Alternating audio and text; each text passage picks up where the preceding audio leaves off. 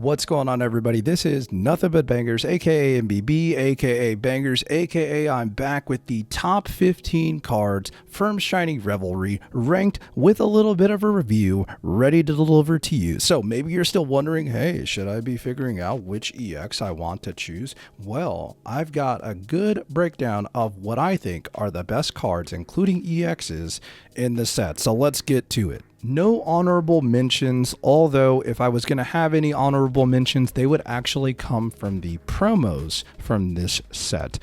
I definitely think that the Floatzel promo is very fun to play, although not very good in terms of being able to compete against a lot of the top decks, but it's decent.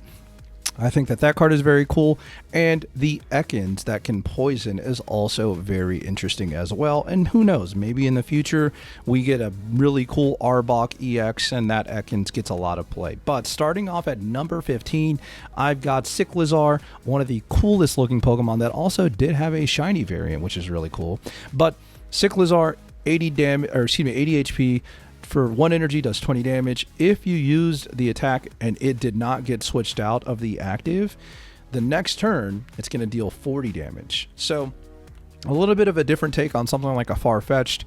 I remember seeing this card get a little bit of play in the beginning of the meta, but since then sort of has fallen off. In case you haven't watched my recent video about big basic EX Pokemon, that kind of explains why, you know, Cyclizar kind of hasn't been played, right? It doesn't really have a role in those early aggressive decks, right? It doesn't have a place in it, and it's just like, it's just not good enough. But I put it at number 15. It's a cool card. It has a cool design, but it's just fallen short of being really, really relevant in the meta. The next card that I would point out would be the Magmar from Shining Revelry. We have like 17 Magmars in Pokemon Pocket, and in my opinion, we got the best one in Shining Revelry. If you haven't seen some of my early videos from the format, I definitely talked about Magmar being put into Blaine, taking the place of the Rapidash line and allowing you to play more Pokemon tools as well as more trainer cards to make that deck super effective and even have more damage in the early game and not depending on evolving outside of the Ninetales. So I think Magmar, decent card. Again, strictly speaking, in terms of that Blaine deck, the only reason I have it even on the list is because I had to get to 15 cards, and I do think that it's better than Cyclizar just because the role that Magmar plays in Blaine, I think is a irreplaceable card. I think it's just like the best card that you can play in it, right? When you talk about Red and Magmar, Blaine and Magmar, Giovanni and Magmar, you're hitting some nice breakpoints for those early Pokemon that may be weak to fire. And also with cards like Blaine, you're potentially knocking out cards like Manaphy if they don't have a Pokemon tool attached to them. So I think that this is the best Magmar so far, and I definitely think it deserves a spot on this top 15. Moving on to number, I guess this would be number 13, Tinkaton EX. It's a stage 2, and it's got 170 HP. The big thing with this card is that it's a little bit slow, but once it gets going, or if you curve it, it's very interesting because if you're flipping heads, you're winning some games with this card. The biggest drawback that I have is that this deck is just, this card in general is just like not very competitive, right? Like you're needing to pair this with Dialga and Skarmory most likely. And in those cases, like, unfortunately, those cards aren't super strong in the meta. I mean, Skarmory is decent, but Dialga may be a little bit too slow.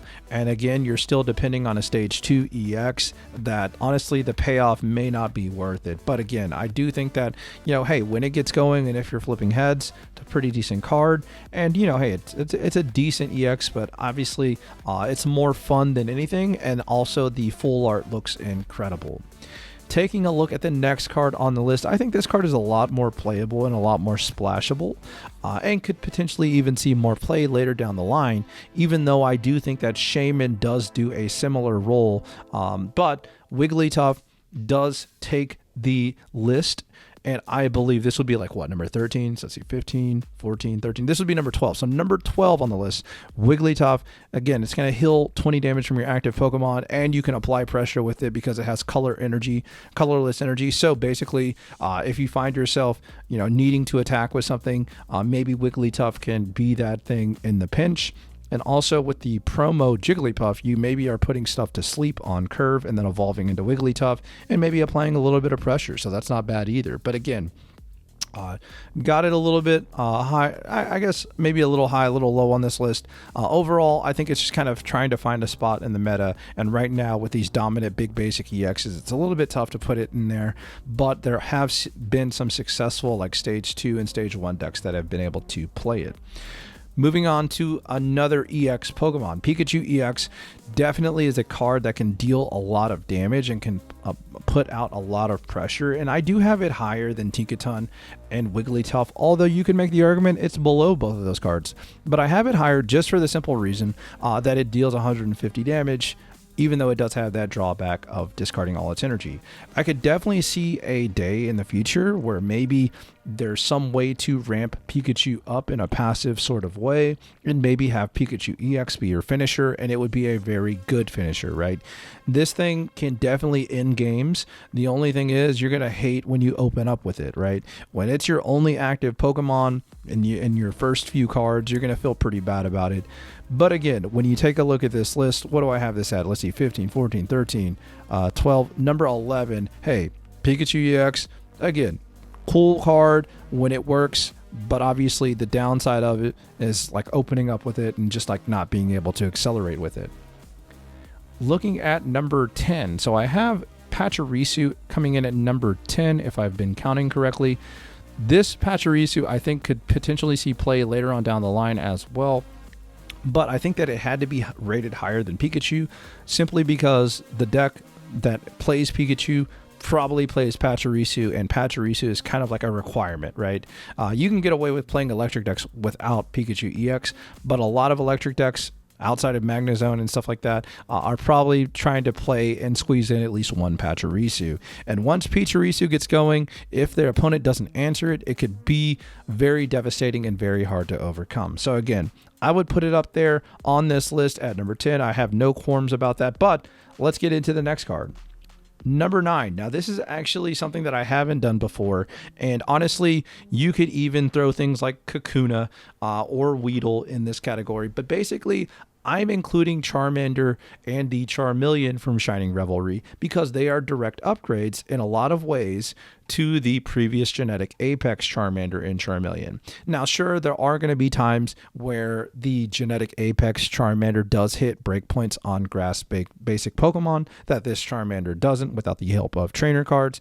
However, I do think that keeping the energy and dealing that consistent 20 damage early in the game could definitely pay off down the road, and that's why I've got it on this list, coming in at pretty high at number 9. I know some people may not agree with it. Some people would say Wigglytuff is better. I definitely understand it, but that's just where I've got it currently.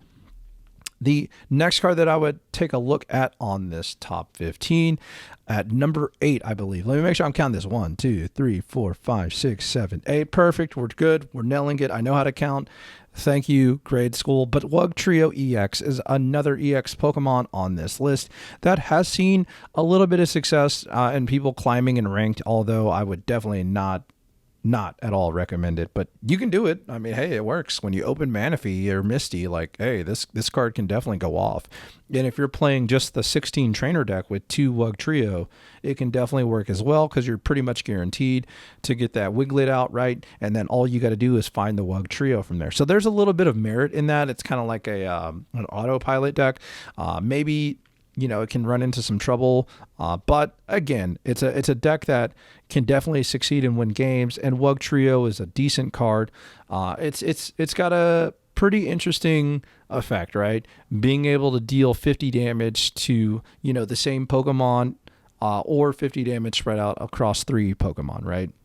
Because it's going to flip a coin 3 times. So again, Wugtrio, I've got it up on this list, but let's move on to the next card.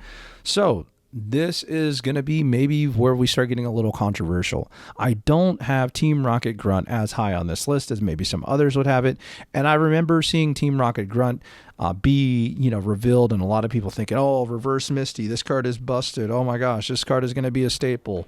And honestly, people have started to realize that deck space matters, and using your supporter for turn to do nothing is kind of tough to do sometimes.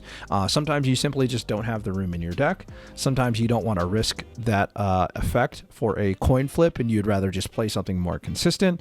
But the times that Team Rocket Grunt goes off, man, it's devastating. And for it being number 7 on this list, I know that might be low for some people, but again, it's a card that I think you have to ask yourself, am I better off playing a card like a Red, a Sabrina, a Cyrus, like a card that helps my strategy win games, as opposed to a card that is a comeback card, right? And that's what this card essentially is, right? It's a comeback card to bring you back into the game in a variety of different situations, right? So again, Team Rocket Grunt, number 7, let's keep going.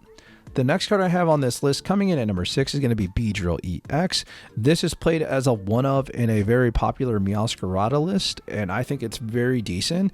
Originally, I thought that there might be something to that 14 trainer Beedrill deck, but I think I might have called it 16 trainer in another video. But anyways, 14 trainer Beedrill, I thought it had some potential. Unfortunately, it does have some weaknesses, but it does have some really cool matchups as well. Like Beedrill can definitely put some of those 18 trainer decks in a blender because it keeps discarding the energy before they get to their boss attack, right? So then they need stuff like Misty, or they need a little bit of luck to just, find a way to do that. And Beedrill does a great job doing that. Beedrill as the top end of that Meowscarada list is like fantastic because it usually comes in towards the middle to the late part of the game, really starts dealing some nice damage, and its survivability is off the charts, so that can get you back into the game and potentially bring you some W's. So Beedrill EX, very good card. Again, cards like Rare Candy, cards like Evo Soda, cards like Wally, cards that I've talked about in another video. If you haven't seen that, definitely check it out. But I do think that cards like Beedrill are pretty good. And if you're looking for an EX to pick up, maybe you don't have one yet, it would be a decent choice. Not my number 1 choice, depending on if I was missing every single EX in Shining Revelry, but would be a solid pick. All right, coming in at number 5, I've got Iono, simply because it does fix some of the issues for some stage 2 decks that have the room to run it. You can make the argument that Beedrill should be higher than Iono, but hear me out. Iono, maybe, as the game develops, right, it could also get better, right? If we get better stage 2s, right? If we get better stage 1s where you want to find that stage 1 because it basically wins you the game once you get it out on curve, Iono stocks go up. So I think Iono is a card that you do have to respect, and it does fix some issues for some of those Rampardos decks, some of those Gallade decks if they're playing it and have room for it, and even some of those other stage 2 decks that are considered rogue decks, right? I believe for a little bit of time we actually saw Iono in some of the Meowscarada lists. That's kind of faded away. But again, Iono is a card to definitely pay attention to as other sets come out and as more stage 2 decks come out. We never really saw a lot of good synergy with the Chateau and Iono interaction, but we did see Iono and Fossil decks be a little bit of a decent payoff. Coming in at number 4, I've got Pokemon Center Lady. Pokemon Center Lady has been a very interesting card. In the beginning, I wasn't very high on it, and then as the meta kind of shuffled out and we kind of saw the meta, that 30 heal plus a potion or plus a cape is monumental in some of those matchups where you're playing Darkrai Giratina or Darkrai whatever, or Giratina Mewtwo. So again, I think Pokemon Center Lady is a card to definitely have on your radar for future Pokemon as well that you may be playing with. And again, like, it's a healing card. It's a general healing card, right? And it removes special conditions, which, hey, if special conditions ever become a more popular strategy, right? If we ever get cards that are item cards and poison things or put things to sleep, Pokemon Center Lady gets a lot better. And so because of the future proofing and because the current role that it can play in some of the top decks, I've got Pokemon Center Lady coming in at number 4, and I think it's a very strong card to have in your collection. Coming in at number 3 is Meowscarada. The number 1 question that everybody had, including myself, well, okay, mainly I'll reference myself in this, is what would be the best partner for Meowscarada? I wasn't sure that playing, a stage 2 and a stage 1 would work with Exeggutor. I wasn't sure, if Carnivine was the right partner with Arceus. Like, we just had a lot of questions, and over the span of the meta, over the past few weeks, it seems like the answer to that question is Meowscarada in either Magnezone or Beedrill, which ironically is another stage 2, which is going to add to the bricks that you can draw. However, both Magnezone and Beedrill each have their own benefits, right? With Magnezone, you've got another 1 prize attacker that can kind of power up itself in a way. and get itself going, and it still deals 110 damage, which is a lot of damage. On the other side, you've got Beedrill, which is usually played as a one of, right? But it allows you to fit in more cards such as Erica to potentially make the lifespan of your Meowscarada or your Beedrills or any of the stage 1 or basics live a little bit longer. So they both have bright sides. The biggest thing that I have against those decks is that in particular the Magnezone deck, is that, dude, you're playing 2 stage 2s in a deck, right? And like, you're gonna brick, right? It's inevitable. You can't play that many Pokemon that are stage 2s in a deck and not brick at a higher level than you would with some of the other variants of Meowscarada. On the flip side, Spriggerito definitely allows you to thin your deck if you are able to find it early in the game and get it into the active, so that can definitely ease your hand a little bit, right? And maybe fix some of those bricked hands. But again, Meowscarada has, in my opinion, delivered at a high level and been one of the most I don't want to say surprising, because we all figured like, hey, it looks like it's going to be pretty good, right? But we just weren't sure what to pair with it, and it has definitely delivered. Shout out to Meowscarada, been a very good card. Coming in at number 2, we've got Red. Red, I've got it higher on this list than Meowscarada just because it's so versatile. It's played in EX decks and non-EX decks, right? One prize decks and decks that play EXs. And it's very good, right? You can definitely put a one of in a lot of decks and feel very good about life and very good about it fixing damage on some very tough EXs to one-hit KO, right? Red is definitely the game changer in some mirror matches and some matchups, and that's why it's up here at number 2 on this list and will continue to be a presence unless they print a better damage increaser for attacking EX Pokemon. I think Red is here to stay. I think it's got a very good chance of always being relevant as long as EX Pokemon are in the game, and that's why I've got it here at number 2. It's been a card that a lot of people looked forward to. I had it high up on my list, and I definitely knew that it would be good. But again, coming in at number 2, I think it's about where a lot of people expected it to land. And then we've got the number 1 card, and honestly, I'll go out there and say it, the best card in Pokemon Pocket that is a Pokemon. I think that this is the best individual card that we have seen to date in Pokemon TCG Pocket. I don't think that other cards can match up with what Giratina EX does. Giratina EX single-handedly makes so many bad decks relevant, right? It makes so many cards that maybe weren't very good, now suddenly they're decent. And Giratina EX does something that really no other basic Pokemon does in terms of ramping itself. And although it does end your turn, and you do need to make sure that you have 3 psychic energy before you start attaching other energies to it to attack, but just the ability is game breaking. And it's a mechanic that honestly, it makes sense, right? You have to go back to something that I've stated in other videos. When you're evaluating a card, okay, and you're trying to understand, is it good or not? The first question that you should ask is, does it break any game mechanics? And Giratina EX breaks game mechanics. And that was the first thing that, you should have noticed about this card. Yes, it ends your turn, but now you need to focus on building a deck that doesn't need to attack every single turn in the early game, right?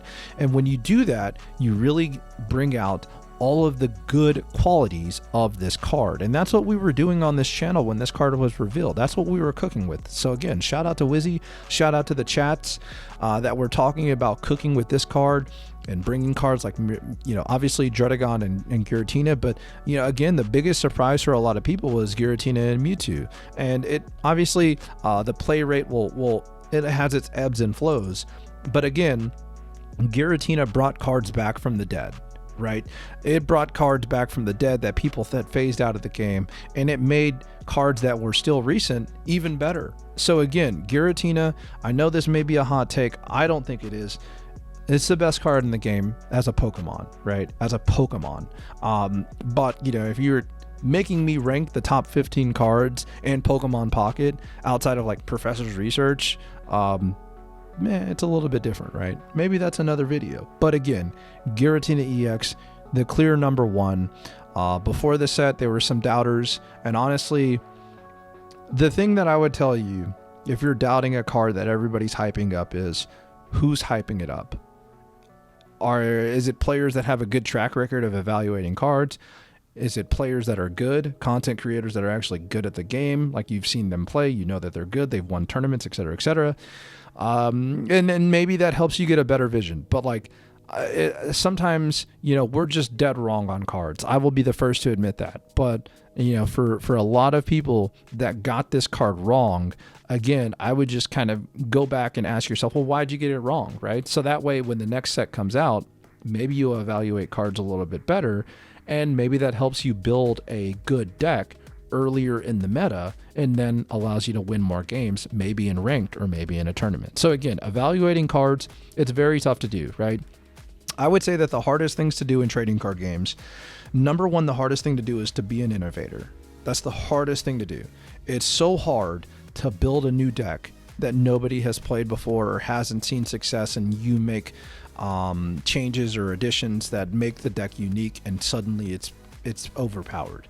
It's very rare to do that. Okay, people that have the ability to do that are not very common. Okay, and people that can evaluate cards and be right about them at a high percentage, that's also a very tough thing to do. But there are definitely people that can do that. And then obviously, when you talk about playing, yes, there's definitely a difficulty, and definitely not a lot of people that can qualify as this, but there are some players that just won't beat themselves, right? And if you've seen any of my content, like that's what I try to pride myself on. If I'm playing in a tournament, my number one strategy is never beat myself. I don't want to beat myself. Right? I don't want to make a misplay that beats myself. I don't want to not think about something that beats me. I want to make my opponent have the best cards that they can have, and I want to make my opponent beat me in a best 2 out of 3. And if they can do that in 2 out of 3 games, whether it's a lucky win or, they just have better cards, I can live with that. But the number one thing that I don't want to do as a player is I never want to beat myself. But I've been talking too much. Let me know what you think about this top 15 list. What cards would you change? I know that there's going to be some skepticism on Wigglytuff and some of those cards in the early part of the list, but I think the top 5 is pretty daggum solid. So let me know what you think. And as always, thank you for letting me be background noise, letting me be entertainment, or hey, maybe you learned something. And until next time, peace.